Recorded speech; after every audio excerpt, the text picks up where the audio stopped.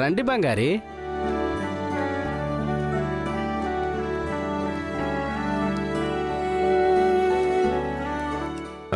ఇవాళ నీకేమేం పనులున్నాయి? Client meeting ఉంది. Yes, దాని గురించి డిస్కస్ చేద్దామనే.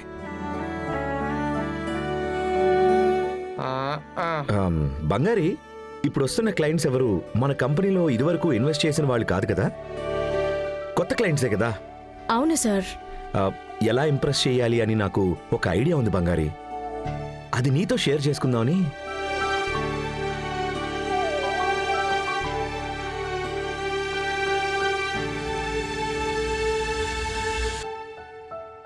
అలా చేసేద్దాం, ఏమంటావ్? ఓకేనా? సూపర్ రా. సరే, నేను వెళ్ళి మీటింగ్ ప్రిపేర్ అయ్యి వస్తాను.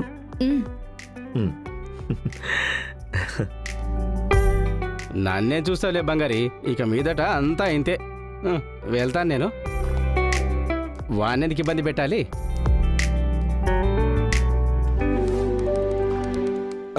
బంగారి, ఇందులో నాకు చిన్న డౌట్ ఉంది.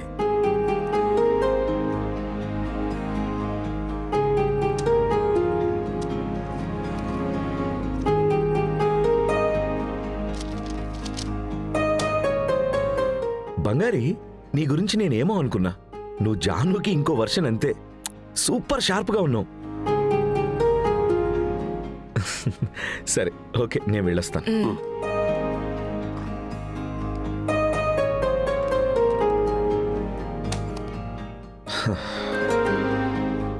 నెక్స్ట్ ఏం చేద్దాం?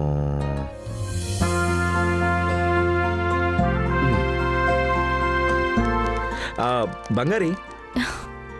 ఏంటి సార్? అది బంగారి, మనం దుబాయ్కి మెటీరియల్ పంపించాలి కదా, అందులో ఒక డౌట్. చెప్పండి, అందులో మీకేం డౌట్ సార్?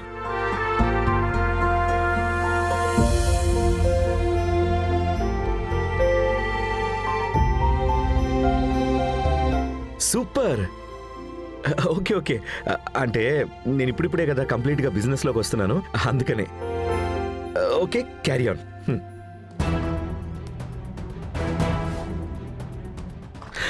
బంగారి. అయ్యో, ఏంటి సార్? నాకు ఆకలేస్తుంది, నేను వెళ్ళి తినేసిరానా? ఇటు చూడండి, నేనే 190 టెన్షన్లో ఉన్నాను, మీరు ఒకవైపు ప్రతిసారి టార్చర్ పెడుతున్నారు.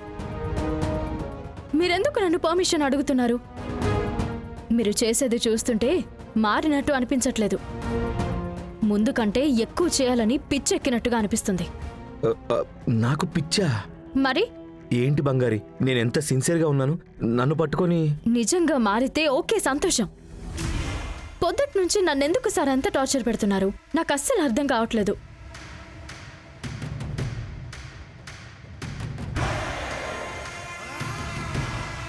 ముందు మొహం అలా అసలు పెట్టుకోకండి, అది మీకు అస్సలు సూట్ అవ్వదు.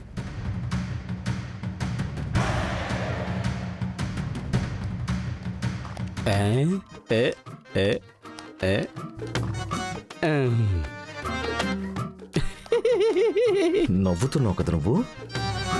రేయ్, లేదురా, నవ్వు ప్రాక్టీస్ చేయాలన్నారు కదా, అందుకే. రే మామా, నీ ప్లాన్ మొత్తం బుస్ అయిపోయింది కదరా. ఏరా, అదేదో లవ్ చేయడం అంటే పెద్ద నేరం అన్నట్టు ఫీల్ అయిపోతున్నావేంట్రా? తనని ఇంప్రెస్ చేయాల్సింది పోయి నువ్వే డిప్రెషన్లోకి వెళ్ళిపోతున్నావేంట్రా? ఏ కాలంలో ఉన్నావేంట్రా బాబు? తను నన్ను అస్సలు లెక్క కూడా చేయట్లేదురా, దీన్ని లవ్ వరకు ఎలా తీసుకురావాలి? రే రవి, నువ్వెవరో తెలుసారా? ఎంతమంది అమ్మాయిలు నీ వెంట పడ్డారో మర్చిపోయావా ఏంటి? రేయ్, నువ్వు మన్మధుడికి కలియుగ వారసుడివిరా. ఇలాంటివన్నీ నీకు జుజ్బీ మ్యాటర్ అంతే. నువ్వు మనసు పెడితే అంతా ఇట్టే జరిగిపోతుంది. అంతే అంటావా? అంతే కదరా. మళ్ళీ లోపలికి మాత్రం వెళ్ళకరా. సారీరా, సారీ.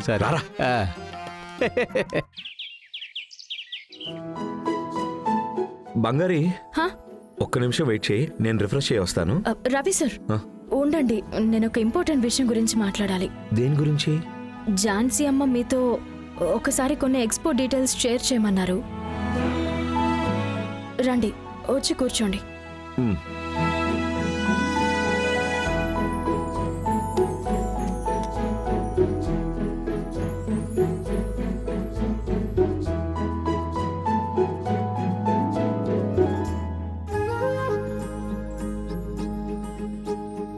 Yeah. ఇందులో కొటేషన్ Madam. 2 టైప్స్ ఉంటాయి.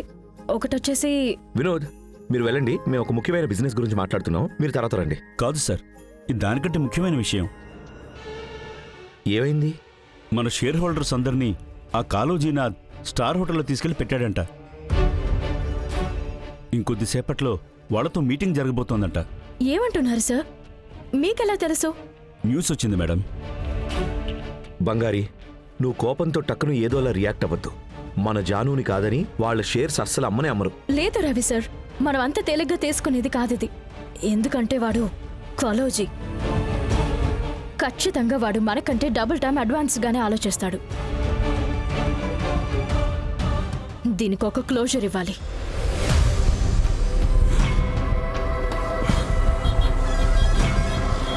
మీకు ఇప్పటికి ఉన్న ప్రాఫిట్ కంటే కూడా దగ్గర 100 రెట్ల ప్రాఫిట్ని నేను మీకు ఇస్తాను. ఝాన్సీ ఫుడ్స్ మొత్తం షేర్ని ఒక సింగిల్ సైన్లో నాకు రాసిచ్చేయండి.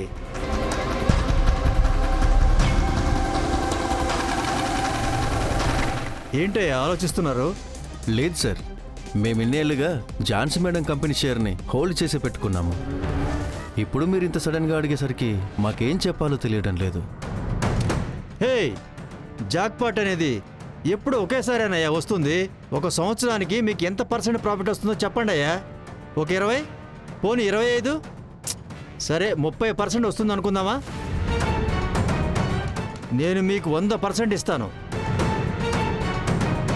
1 కోటి ఇన్వెస్ట్ చేస్తే 2 కోట్లు, 50 కోట్లు ఇన్వెస్ట్ చేస్తుంటే 100 కోట్లు.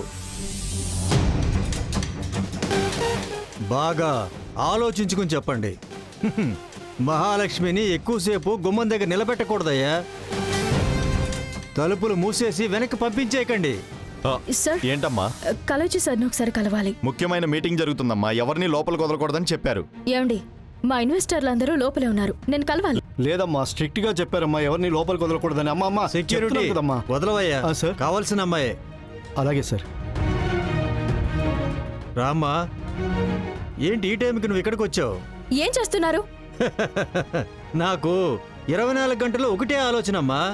నన్ను ఓడించిన వాళ్ళని, నన్ను అవమానించిన వాళ్ళని నేను నాశనం చేయాలి. దానికోసమే పట్టుదలతో పనిచేస్తున్నానమ్మా. నీకు ఈ పాటికే విషయం తెలిసుంటుంది. మా షేర్స్ అన్ని మా షేర్ హోల్డర్స్ నుండి మొత్తంగా తీసేసుకుందాం అనుకుంటున్నారా? తెలుసుకునే వచ్చావమ్మా. మీరు రాయించుకోవడానికి ముందే అక్కడున్న వాళ్ళ అగ్రిమెంట్స్ అన్ని మేమే ఇన్వాలిడ్ చేసేసి ఫ్రెష్గా షేర్ హోల్డర్స్ ని పిలిపించుకున్నాం. ఇప్పుడేం చేస్తారు? మీ పప్పులన్నీ నా దగ్గర ఉడకవు. అయ్యయ్యో, భయంగా ఉంది కదమ్మా. నీ తెలివితేటలని చూస్తుంటే నన్ను ఓడించేటట్టు ఉన్నావే. ఏంటి, కాలోజీనాథ్కే బూచోడు కథలు చెప్తున్నావా? మీరు మాత్రం ఇలా ఎక్కిరిస్తుంటే భయపడి పారిపోతాం అనుకుంటున్నారా ఏంటి? ఈ జన్మలోనే కాదు, ఇంకా మీద ఎన్ని జన్మలెత్తినా సరే మీరు వెళ్ళి ఝాన్సీ అమ్మని ఓడించడం అసలు జరగని పని.